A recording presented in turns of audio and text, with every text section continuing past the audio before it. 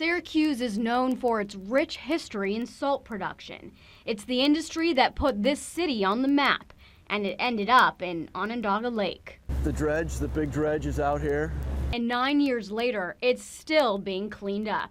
Honeywell is spending hundreds of millions of dollars picking up the pollution left behind by its predecessor, a toxic mix of mercury and other chemicals from years of spills at the Allied Chemical Factory, which closed in 1986. We spent years in preparation. We had to build the facilities. We had to build the water treatment plant, the sediment consolidation, and the pipeline. We had to do all that before we could start the dredging last summer. The company behind the cleanup is rarely in front of the camera, but now we're getting an inside look at the project that's garnered so much criticism. John McAuliffe, Honeywell's program director, took me on a tour of their newly opened visitor center on the southwestern shore of the lake. By the end of 2016, how clean will the water actually be? Will the fish be clean enough to eat? I can't project what the Department of Health will say about the fish in 2016. We're hopeful. We need to keep monitoring, but that's the objective, is so that we can remove the fishing advisories from Onondaga Lake. Right now, the contaminated sediment is being dredged from the bottom of the lake and transported to a contamination site in Camillus.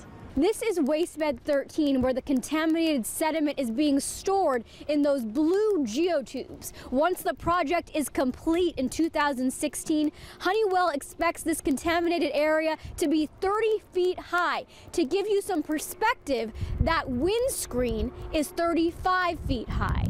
Since the dredging started last summer, people in a nearby Camillus neighborhood have been complaining about the project, saying the waste bed where all the contaminated sediment is piling up is polluting the air and making them sick. You're trapped in your own house and you're sick in your own house and your young kids are breathing these chemicals. So I won't even open my windows. I started getting really bad nosebleeds. They started in the middle of the night where I would be up for a half hour. I've never had anything like that. But McAuliffe denies the cleanup caused those health issues. There are health issues and there are odor issues, okay? It's important to understand that the regulatory community has consistently said that there are no community health impacts. But neighbors still don't understand why this is happening in their backyard. We're taking 2 million cubic yards of sediment plus the water. That would be like 20 carrier domes full of material. If we took it off-site, it would still have to be dewatered here along the shores of Onondaga Lake, put in trucks, hundreds of trucks a day, and transported off-site. Dozens of families have filed a lawsuit against Honeywell, but just yesterday a judge dismissed their suit, allowing the dredging and dumping to continue. Now neighbors say their only option left is to pack up and leave.